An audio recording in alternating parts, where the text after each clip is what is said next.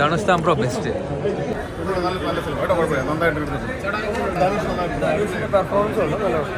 പിച്ചക്കാരുടെ ദൈവമായിട്ട് നമ്മളുടെ ധനുഷ് മാറിയിരിക്കുകയാണ്. എന്തായാലും അത് നല്ലൊരു കൺസെപ്റ്റ് ആയിരുന്നു. പക്ഷെ അത് കുറച്ച് അവതരിപ്പിച്ചതിന് കുറച്ച് പാളിച്ചകളൊക്കെ പറ്റിയിട്ടുണ്ട്. പക്ഷേ പിച്ചക്കാരുടെ ദൈവം, ഇവിടുത്തെ രാഷ്ട്രീയക്കാരുടെയും ഉദ്യോഗസ്ഥ ലോബി നമ്മളെ വീണ്ടും വീണ്ടും പിച്ചക്കാരാക്കുന്നു. അതിനെതിരെ ഒരു പിച്ചക്കാരൻ തന്നെ ദൈവമായിട്ട് അവതരിക്കുന്നു. ഇതാണ് സിനിമ. നന്നായി നല്ല എക്സ്പീരിയൻസ് ആയിരുന്നു. നല്ല പടം, എല്ലാവരും കാണാൻ തിയേറ്ററിൽ.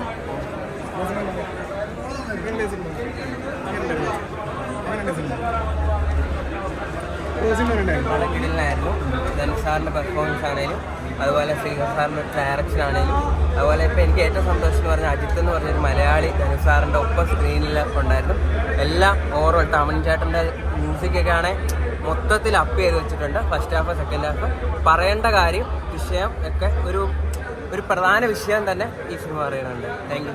പടത്തിൻ്റെ അങ്ങനെയൊന്നും അല്ല, ഒരു ഇൻട്രഡക്ഷൻ ഒക്കെ കുറച്ച് എന്ന് വെച്ചാൽ വലിയ ധനുഷിനെ കാണിക്കുന്ന സാധാ പോലെ ഈ തെലുങ്ക് പടത്തെ പോലെ 5 6 പാട്ടൊന്നുമില്ല.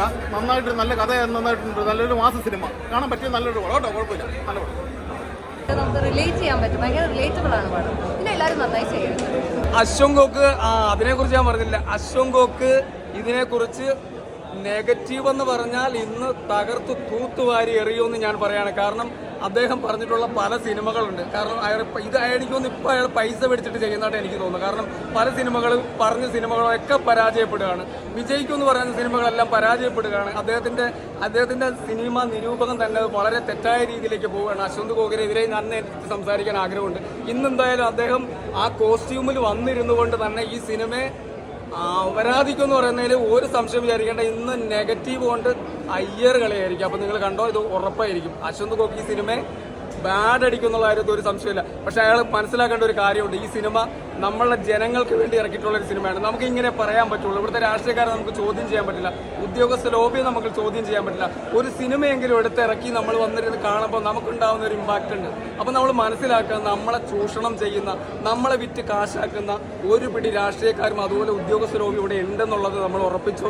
അപ്പോൾ പിച്ചക്കാരിൽ നിന്ന് തന്നെ നാളെ ചിലപ്പോൾ ഞാൻ ദൈവമായിട്ട് അവതരിക്കാം. കാരണം അങ്ങനെയാണ് നമ്മൾ പോയിക്കൊണ്ടിരിക്കുന്നത്. അപ്പം ഇത് കാണുന്ന എല്ലാവരും നാളെ ഭിക്ഷ തണ്ടേണ്ട അവസ്ഥയാണ്. കാരണം ഇതിൻ്റെ ക്ലൈമാക്സിൽ അങ്ങനെയാണ് പറയുന്നത്, നമ്മളെല്ലാം നാളെ ഭിക്ഷക്കാരാവും. കാരണം ജീവിതത്തിൽ നമുക്കൊരു 1000 രൂപ പണിയെടുത്തിട്ട് നമുക്ക് ജീവിക്കാൻ പറ്റാത്ത അവസ്ഥയിലേക്ക് പോയിക്കൊണ്ടിരിക്കുകയാണ്. അപ്പം നമ്മുടെ വരുമാനം എല്ലാം കൂടണം. അപ്പോൾ ഈ സിനിമ തിയേറ്ററിൽ വന്ന് കാണുക. അപ്പോൾ ഇത് മുന്നോട്ടുള്ള ഒരു ജീവിതം നമ്മളെ നയിക്കും എന്നുള്ള കാര്യം സംശയമില്ല.